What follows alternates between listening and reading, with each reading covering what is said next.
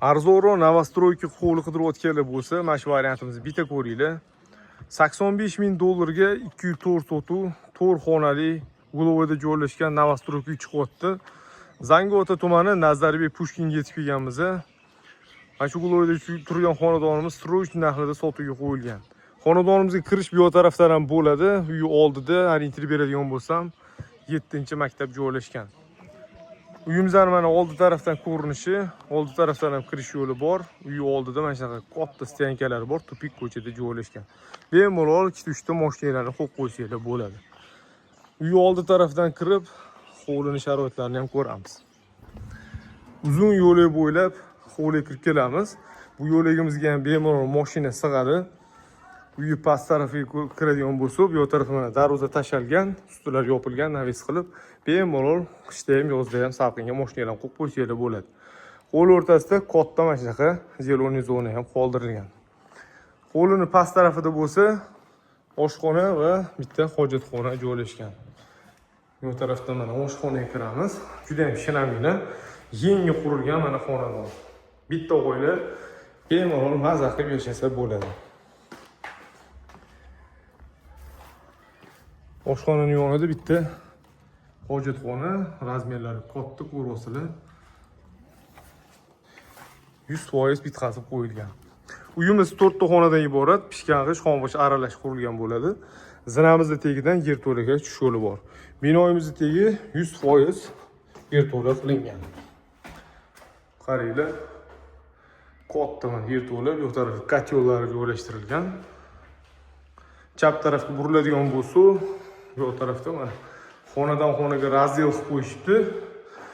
Maza qilib foydalansanglar bo'ladi. 85 ming dollarga yomon narx emas, juda ham zo'r. Yana kelishamiz deyishyapti. Kommunikatsiyalarda muammo yo'q. Bu tarafda bo'lsa, yana bitta mana katta xona bor.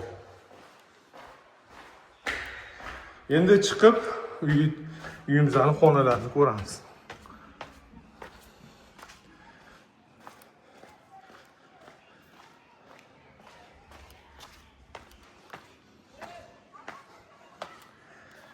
Bismillah deb uyga kirar ekanmiz. Mana shu katta hol orqali xonalarga kirilar ekan. Qo'lingizda bemalol televizor ko'rib, mana shu oilaviy o'tirsanglar bo'ladi. Mana antennalarga ham ana qismda tashlab ketishgan, antennalarni chiqarib qo'yishgan. Glavniy eshigimizdan kirganimizda chap qo'limizda bitta detskiy xona. Remontlar yaxshi holatda, ko'z og'ritmaydigan bo'lib yopishtirishibdi. Detskiy xonamizning yonida ikkita xona joylashgan ekan. Bu xonalarimizga xonadan xonaga o'tiladi. Xonalar yop-yorug' qaranglar. Ko'z og'ritmaydi.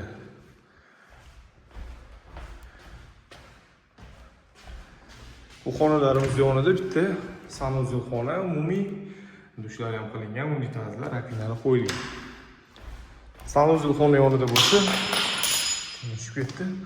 Bu tarafda ota-onalar yotoqxonasi chiroyli ta'mirlangan, ko'rasizlar. Radiatorlar ham qo'yilgan. O'zining ichida sanuzel xonasi bor. Unitaz bu tarafda bo'lsa, dush. 85 ming dollar so'rashyapti. Uyimiz sizlarga yoqqan bo'lsa, nomerlar bo'ladi. Videoning tagida bemalol aloqaga chiqinglar. Lokatsiya beramiz. O'zingizlar kelib, egalari bilan savdolashyapsizlar bo'ladi. Salomat bo'linglar. Mana shunaqa yaxshi lokatsiyadan yuqoriga tarqatib qo'yinglar. Zo'r tarafi mana bu uy oldida maktab ekan, bolalar, mazza, zo'r lokatsiya joylashgan ekan. Salomat bo'linglar.